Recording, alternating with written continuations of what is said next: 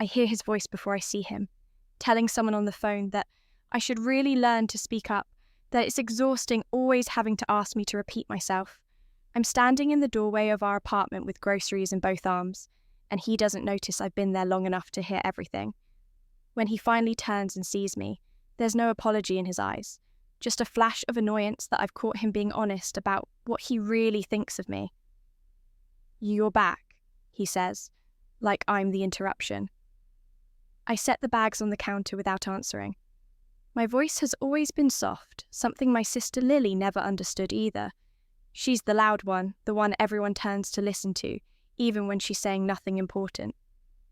I learned early that volume doesn't equal value, but nobody else seemed to get that.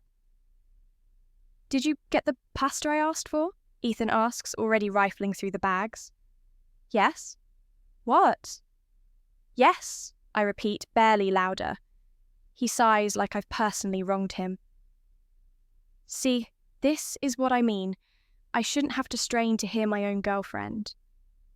I watch him unpack the groceries I bought with money from the job I work because he's between opportunities. And something inside me goes very quiet. Not the kind of quiet he complains about, a different kind, the kind that happens when you finally stop trying to be heard. That night, I write in my journal like always, but this time I notice my hand is shaking. I write about how small I feel, how invisible. I write about my parents, who've never asked me about my music, even though Lily's mediocre paintings cover their entire house. I write about Ethan, who I thought saw something in me that others missed, but who turned out to be exactly like everyone else.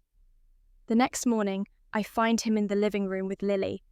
She's laughing at something on her phone, and he's laughing too, their voices filling the space I can never seem to occupy. They don't hear me approach.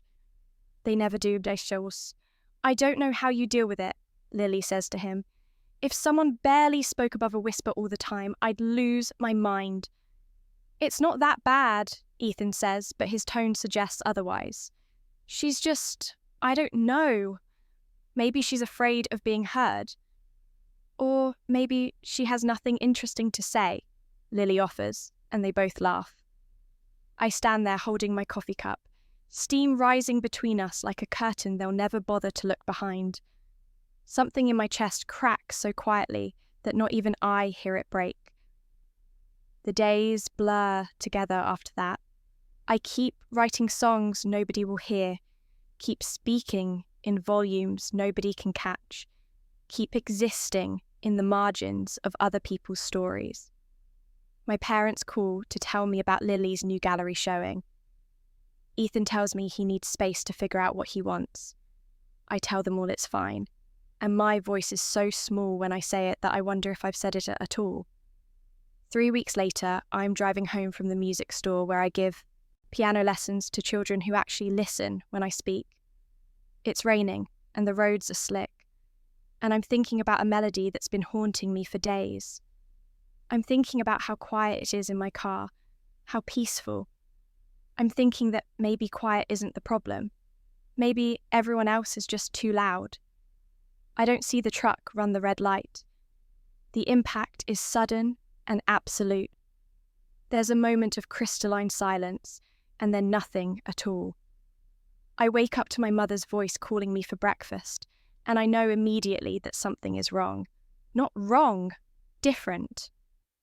I'm in my childhood bedroom, surrounded by posters I took down 5 years ago.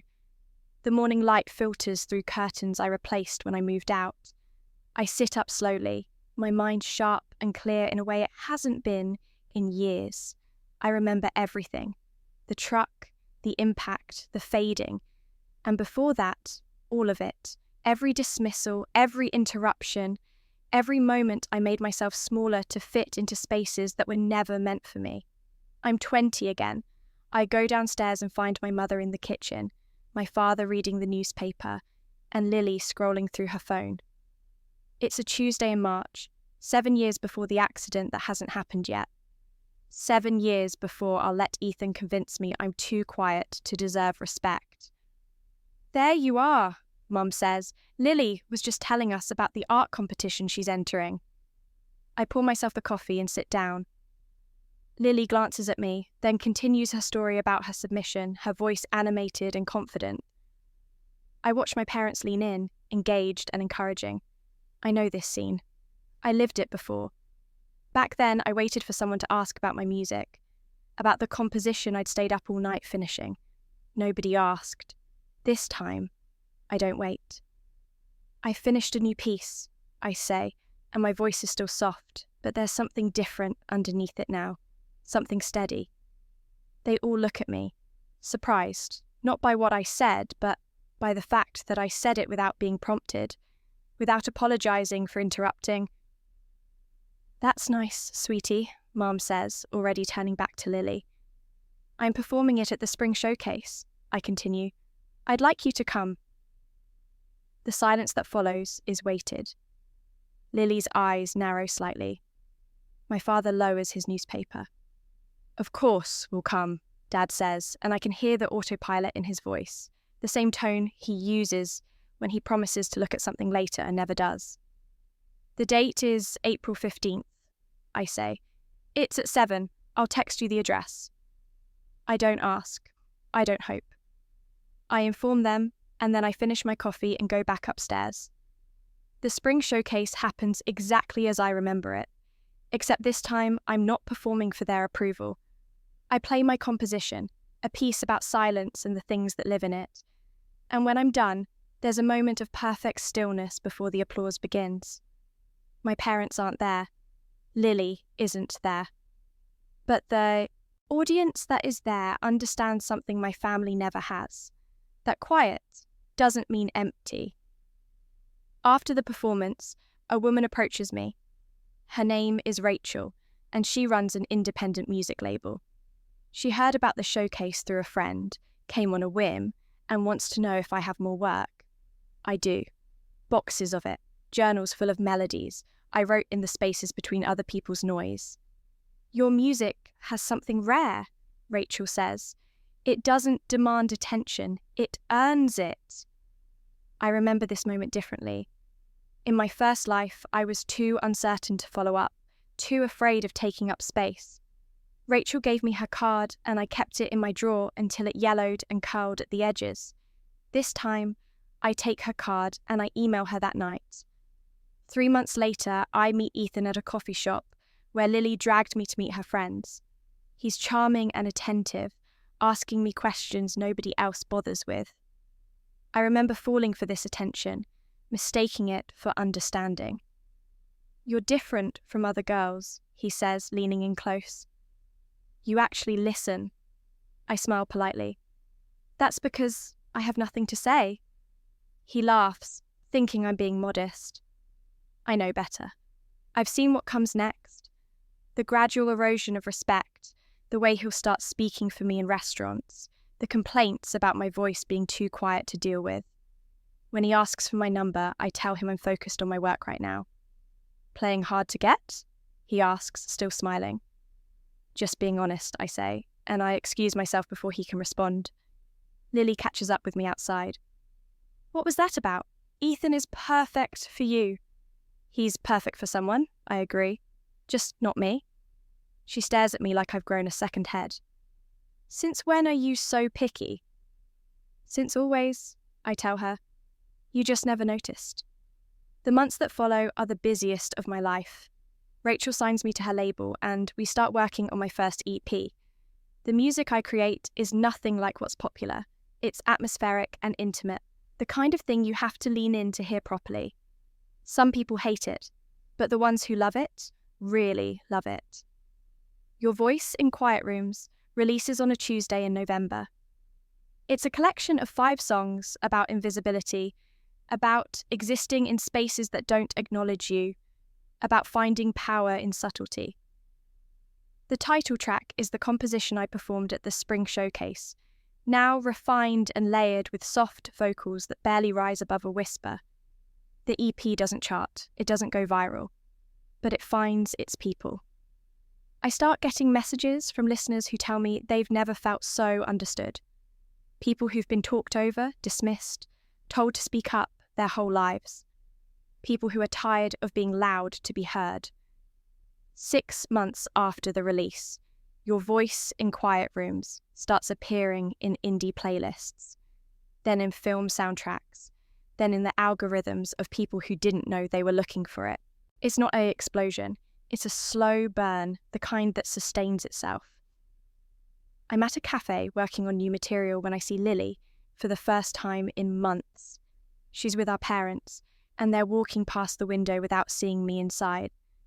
I watch them laugh about something, close and connected, and I wait for the old ache of exclusion. It doesn't come.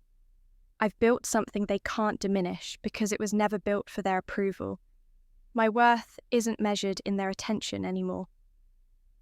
Lily spots me before they leave and comes inside alone. "I heard your music is doing well," she says, and there's something careful in her voice. "It is," I say simply. "Mom and Dad said they tried to listen to it, but they didn't really get it." "That's okay, it's not for them." She sits down across from me without being invited. "You're different now. Since when do you not care what people think?" "I always cared," I tell her. "I just stopped thinking that caring meant changing myself." She looks like she wants to say more, but she doesn't know how to bridge the distance between us. It's a distance I created by refusing to shrink, and she's realizing for the first time that all these years I was the one making myself small enough to fit beside her. "I should go," she finally says, and I nod. After she leaves, I go back to my notebook, to the song I'm writing about sisters and the ghosts of who we thought we'd be. A year after the EP's release, Your Voice in Quiet Rooms goes platinum. Not because it's everywhere, but because the people who find it never let it go. It becomes the song that plays in quiet moments, in late-night drives, in the spaces between noise where people go to remember themselves. I'm in a studio in Los Angeles working on my full-length album when Rachel tells me there's been an unusual request. A film director wants to use the title track in his new movie, and he's specifically asking if I'll record a version for the trailer. The movie is a quiet drama about unspoken grief, and the director says my music is the only thing that feels true to his vision. We negotiate terms, and 3 months later, the trailer drops. The song plays over images of silence and subtlety, of characters who communicate in glances and held breath. It's everything I am, everything I've always been, reflected back in a way that says this is valuable, this matters, this is enough. The trailer goes viral.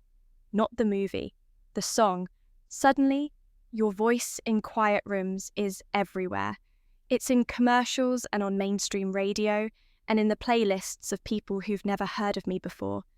It's the song playing in coffee shops and boutiques and elevators. The song you can't escape if you're out in the world. And that's when Ethan hears it. I'm told about it through a mutual friend who still follows both of us on social media. Ethan heard the song in a grocery store and asked someone what it was. When he found out it was mine, he went silent. He found every interview I've done, read every article, listened to every track. He tries to reach out through Instagram, through mutual friends, through my professional email. His messages are long and apologetic, full of regrets about how he treated me, about how he didn't see what he had. "I was wrong about you," one message says. "I was so wrong. Your voice is incredible. You're incredible. Can we talk?" I read them all and respond to none of them. 3 months later, I'm performing at a small, intimate venue in Silver Lake, the kind of place where you can hear every breath, every finger on every string. It's sold out, not because I'm famous, but because the people who love my music are devoted to it. I'm halfway through my set when I see him in the back. Ethan, standing against the wall, watching me perform. His face is different now, older, tired. He's listening the way he never did before, finally hearing what was always there. I continue my song without acknowledging him. My voice fills the space in the only way it knows how. Softly, steadily, without apology. The audience leans in to catch every word, and in that leaning in, they meet me where I am instead of demanding I come to them. After the show, he waits by the exit. I see him as I'm packing up my equipment and I make a choice. I walk over. "Sienna," he says, and there's genuine emotion in his voice. You were amazing. I had no idea. You had every opportunity to know. I interrupt quietly. You just weren't listening. I know. I was an idiot. I'm sorry. He steps closer. I've been hearing your song everywhere, and every time I do, I think about what I lost. What we could have been. I look at him for a long moment. This man who once made me feel like my volume was a deficiency. We were exactly what we were supposed to be. A lesson. For both of us. Can I make it up to you? Can we try again? No, I say, and there's no anger in it, no bitterness, just certainty. But I hope the song reminds you that the problem was never my voice. It was your listening. I leave him standing there, and I don't look back. 6 months later, Your Voice in Quiet Rooms is nominated for Song of the Year. I attend the ceremony in a simple black dress, my hair loose, my presence understated, but undeniable. When they announce my name as the winner, the room erupts in applause. I walk to the stage and accept the award from an artist I've admired for years, and when I step up to the microphone, the room goes quiet.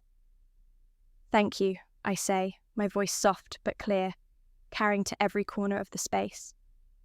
This song is for everyone who's been told they're too quiet, too much, too different.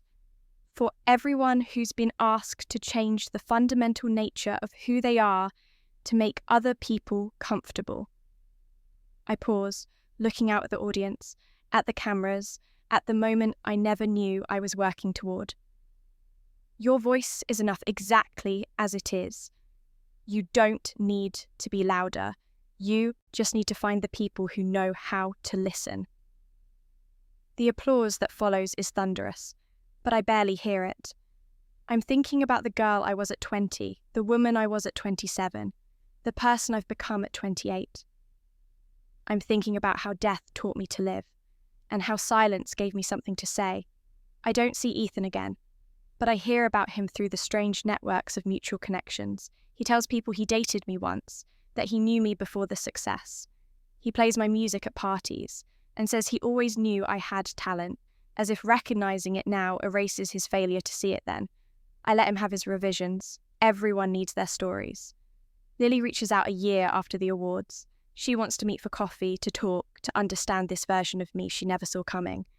I agree, curious about what she'll say now that my quiet has become something she can't ignore. We meet at a cafe near my apartment. She's nervous, playing with her coffee cup, and I wait patiently for her to find her words. I've been listening to your album, she finally says. The whole thing, multiple times. And I hear myself in some of the songs. The sister ones. I'm not painted well. You're painted honestly, I correct gently. She winces but doesn't argue. I never realised how much I overshadowed you, how much Mum and Dad did. You were so quiet and I was so loud, and nobody thought to question if that meant you had less to say. I didn't have less, I tell her. I just said it differently. I know that now. She looks up at me, and there are tears in her eyes. I'm sorry, Sienna. I'm sorry I never made space for you. It's the apology I needed 7 years ago, in another life. Now, it's just words. True words. Important words, but not transformative ones. I've already transformed myself. I forgive you, I say, because I do. But forgiveness doesn't mean going back to how things were.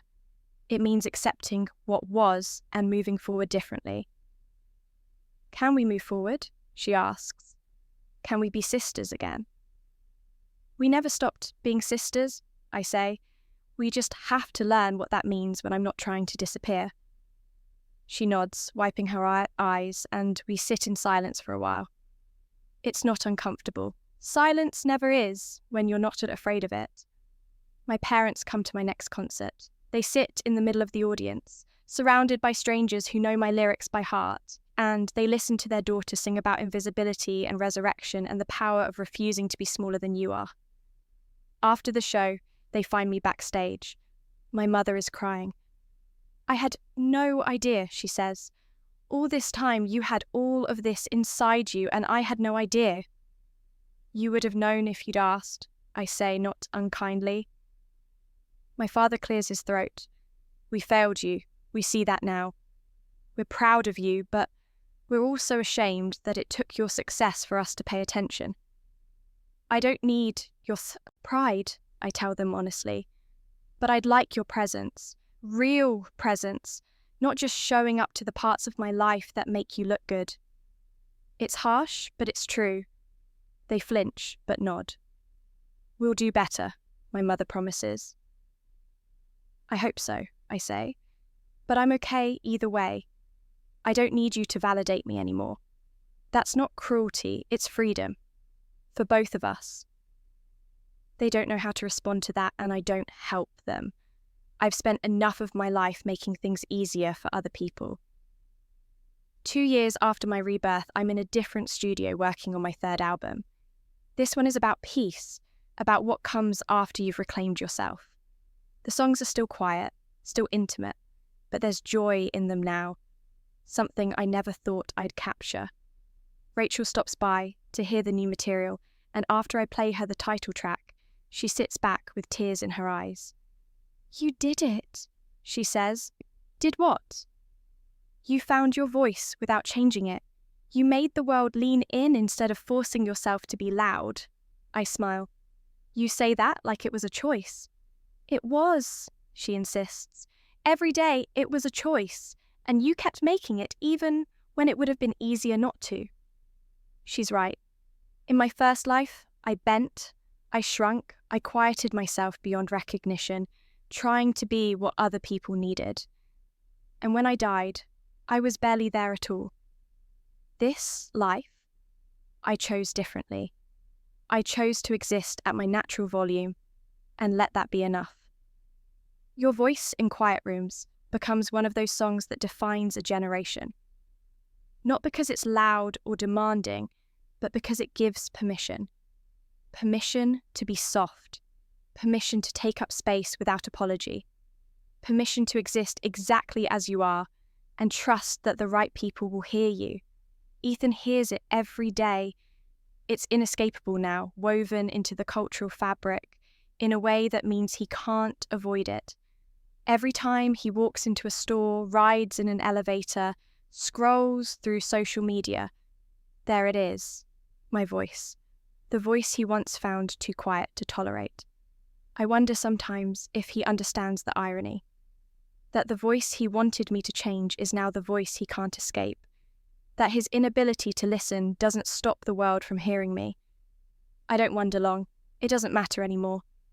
What matters is the message I get from a teenage girl in Ohio who tells me she was about to give up on music because everyone said she was too shy, too soft, too quiet to make it. She heard my song and decided to keep going. What matters is the man in Seattle who tells me my music helped him through his divorce, that it taught him that his gentleness wasn't weakness. What matters is the mother in Texas who plays my album for her daughter every night, teaching her that she doesn't have to be loud to be heard. These are the voices that matter now. Not the ones that tried to silence me, but the ones I helped amplify. 5 years after the accident that never happened, I'm exactly where I'm supposed to be. I have a career built on authenticity, relationship built on mutual respect, and a peace that comes from knowing I'll never make myself small again. I still write in my journal every night, but now I write about gratitude instead of pain. I write about the strange gift of death and rebirth, about getting a second chance to do things right. Sometimes I think about the life I didn't live, the one where I stayed with Ethan, where I kept trying to be louder, where I eventually faded away completely. That Sienna deserved better, and I like to think she'd be proud of what I've become. I'm performing at a music festival when I see someone who makes me stop. A man in the front row, listening with perfect attention, his eyes closed and his whole body attuned to the music. When the song ends, he opens his eyes and meets mine, and there's understanding there, recognition. After the set, he finds me. That was beautiful, he says. and his voice is quiet too. Not timid, just measured. I've never heard anyone capture that feeling so perfectly. The feeling of being there but not being seen. You understand it, I say, and it's not a question. I do. His name is Daniel, and he's a sound engineer who works with artists who value nuance over noise. We talk for hours, our conversation a balance of shared silence and thoughtful words. There's no pressure to fill every moment, no demand that I be anything other than what I am. When he asks if he can see me again, I don't hesitate. Yes, I say, and my voice is quiet, but he hears me perfectly. 3 years later, I'm standing in a venue much smaller than I could fill now, choosing intimacy over scale. Daniel is in the sound booth, making sure every whisper carries exactly as it should. My parents and Lily are in the audience, having learned finally how to listen instead of just hear. I'm about to perform Your Voice in Quiet Rooms for what might be the 1,000th time, but it still feels new. It still matters. Before I start, I take a moment to look at the audience, at all these people who chose to lean in, who chose to meet me where I am, and I think about Ethan, wherever he is, hearing this song play in some grocery store or cafe, unable to escape the voice he once dismissed. I think about karma, how it's not always loud and dramatic. Sometimes it's just this, the quiet, inevitable result of how we treat people. He wanted me to be different, and now I am, just not in any way that benefits him. I begin to play, my fingers moving across the keys, with practiced confidence. My voice rises soft but sure, filling the space with something that can't be ignored, even though it never demands. And in this moment, I'm not thinking about revenge or vindication. I'm thinking about how sometimes the greatest victory is simply refusing to disappear. How sometimes the best response to someone telling you you're not enough is to prove them wrong by staying exactly the same. The song ends in silence, the way it always does, a moment of perfect stillness before the applause begins. In that silence, I hear everything I need to hear. I hear myself finally, and that voice, quiet, steady, unchanging, is the only one that matters.